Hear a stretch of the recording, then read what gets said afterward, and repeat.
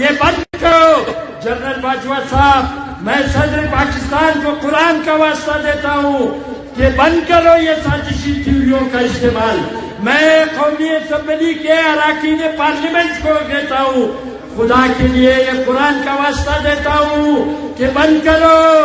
میں مولانا فضل الرحمان اور P D M کے تمام جماعتوں کو کہتا ہوں، مولانا فضل الرحمان صاحب، ہمیں جو خدا کی زمین ہم پر تنگ کر دی گئی ہے، مولانا فضل الرحمان صاحب اس کا نوٹس لے. بلاول بھٹو زرداری، میں آپ کو قرآن کا واسطہ دیتا ہوں، ہمارے قتل عام کا نوٹس لے. سردار مینگل صاحب، آپ کو قرآن کا واسطہ دیتا ہوں. ڈاکٹر مالک صاحب، آپ کو قرآن کا واسطہ دیتا ہوں. گورنر بلوچستان، وزیر اعلیٰ بلوچستان، چاروں صوبائی اسمبلیوں کے اراکین اور ان کے گورنروں اور وزیر اعلیٰ کو قرآن کا واسطہ دیتا ہوں کہ قتل عام بند کرو، بلوچوں کا قتل عام بند کرو، بلوچوں کو مسنگ مت کرو، پشتونوں کا قتل عام بند کرو، ہزاروں کا قتل عام بند کرو. یہاں جو جنگی سیاست شروع کی گئی ہے اس کو ختم کرو. یہ نام لے لے کے میں کہہ رہا ہوں، میں آئی ایس آئی کے چیف کو کہتا ہوں قرآن کا واسطہ ہے، میں ایم آئی کے چیف کو کہتا ہوں یہ قرآن، میں قرآن کا واسطہ دے رہا ہوں. مت کرو. ہم غریب لوگ ہیں، ہمارے لوگ نان شبینہ کے محتاج ہیں، ہمیں قربانی کا بکرا مت بناؤ. میں کہتا ہوں ہمیں معاف کر دو، ہمارا خون مت بہاؤ. خدا کی قسم ہم تسلیم نہیں کریں گے. ہم تمہیں وارننگ دیتے ہیں. جنرل باجوہ صاحب، کور کمانڈر بلوچستان کوئٹہ، یہ قرآن کا واسطہ دے کر کہتا ہوں ہمیں مت چھیڑو، ہمارا خون مزید مت بہاؤ. خدا کی قسم جب ہم مصلحت سے بالاتر ہو گئے تو پھر ہمارا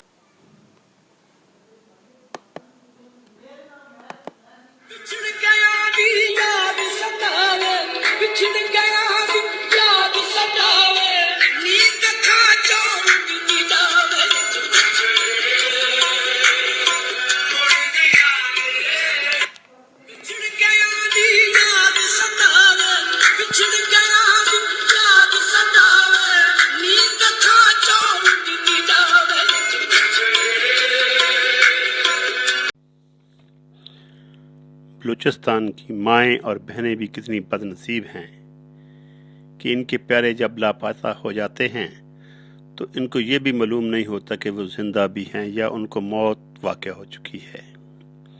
یعنی وہ ان کے آنے کی امید قائم رکھیں یا ان کو مردہ سمجھ کر صبر شکر کر کے بیٹھ جائیں. لیکن خونی رشتے ہوتے ہی ایسے ہیں جو انسان کو امید قائم رکھنے پر ہی مجبور کرتے رہتے ہیں. اسی لیے یہ بد نصیب اپنے پیاروں کی محبت میں ان کی بازیابی کے لیے ہمیں کبھی کہیں تو کبھی کہیں دہائی دیتی ہوئی دکھائی دیتی ہیں. کبھی کراچی، کبھی کوئٹہ اور اب کبھی اسلام آباد کا رخ کرتی ہیں. روتی ہیں، بین کرتی ہیں. ان کو بس اتنا ہی بتا دیا جائے کہ ان کے پیارے زندہ بھی ہیں یا نہیں، اور اگر زندہ ہیں اور انہوں نے کوئی جرم کیا ہے تو ان کو سامنے لا کر ان پر مقدمہ چلائے جائیں. ان میں سے ایک حسیبہ کمرانی ہے جس کا بھائی لاپتہ ہوا ہے، 1 سال بیت چکا ہے، اور زرینہ بلوچ بھی ہے جس کا خاوند شبیر بلوچ پچھلے 4 سال سے لاپتہ ہے. ڈاکٹر دین محمد بلوچ کی بیٹی بھی ان لاچار لوگوں میں شامل ہے جو اپنے بوڑھے باپ کے لیے ہمیں دہائی دیتی نظر آتی ہے. ان کے ساتھ وہ مائیں بھی ہیں جن کے بیٹے لاپتہ ہیں، اور وہ بھی اپنے پیاروں کے لیے ایسے در بدر دھکے کھانے پر مجبور ہیں. مگر ریاست کے حالات یہ ہیں کہ بجائے ان کو کوئی دلاسا دیں، ان بد نصیب ماؤں اور بہنوں کے پاس جا کر ان کے دکھ سن کر ان دکھوں کے مداوے کی کوشش کی جائے، الٹا ایسے بیان دیے جا رہے ہیں جو کہ ان کے زخموں پر نمک چھڑکنے کے مترادف ہیں. وفاقی وزیر برائے سائنس اور ٹیکنالوجی فواد چوہدری صاحب سے جب کل پریس کانفرنس میں بلوچ ماؤں اور بہنوں کے اسلام آباد پریس کلب کے سامنے احتجاج اور دھرنے کے بارے میں سوال کیا گیا तो उन्होंने इसका जवाब कुछ यूं दिया कि मिसिंग पर्सन के मामलात को हुकूमत देख रही है, मगर ये भी पता करना चाहिए कि लापता होने वाले अफरादों में कौन ऐसे हैं जो खुद ब खुद ही लापता हो गए हैं। रियासत के एक अहम वफाकी वज़ीर की जानिब से ये किस कदर गैर संजीदा बयान है। क्या कोई साल हर साल से खुद अपने प्यारों को छोड़कर ऐसे लापता हो सकता है? ये तो फवाद चौधरी को भी पता है कि वो कहाँ हैं।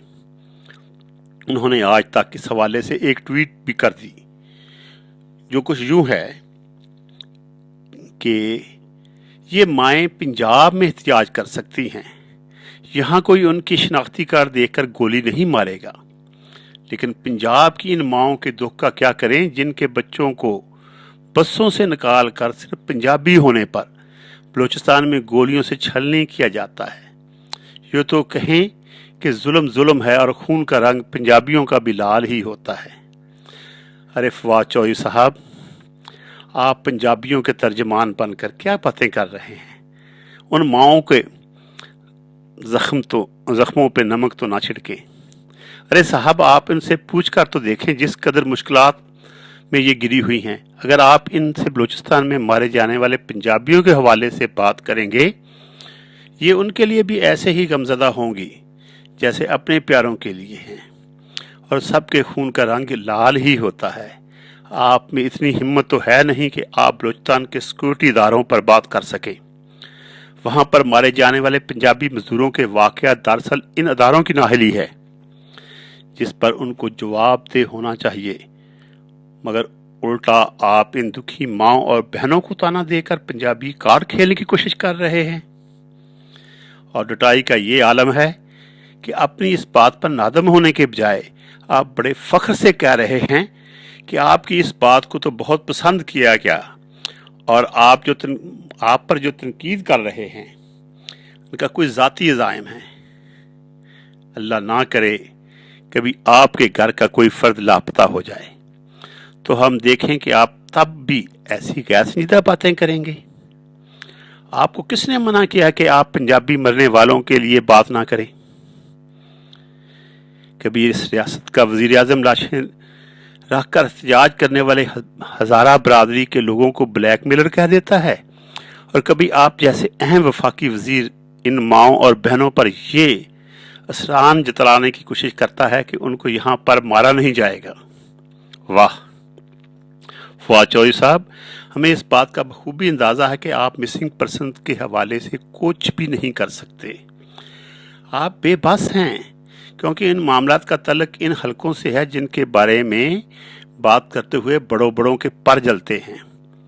आप अगर इन लाचार माओं और बहनों के जख्मों पर कोई मरहम नहीं रख सकते तो ना रखें, लेकिन खुदारा बातें करके इन बेचारों के जख्मों पर नमक तो मत छिड़कें। ये बदनसीब तो बेबस और अपनी फरियाद करके आज नहीं तो कल वापस चले जाएंगे, क्योंकि इनको रियासत से इंसाफ की कोई उम्मीद नहीं है। बस अपने प्यारों से जुदाई की मजबूरी इनको बार बार ऐसी सड़कों पर ले आती है, वरना किसका दिल करता है कि वैसे खुले आसमान तले रातें गुजारें और फिर आप जैसे महान लोगों की ऐसी बातें सुनकर अपने दिल में छलनी करवाएं। फवाद चौधरी साहब, अल्लाह से डरें।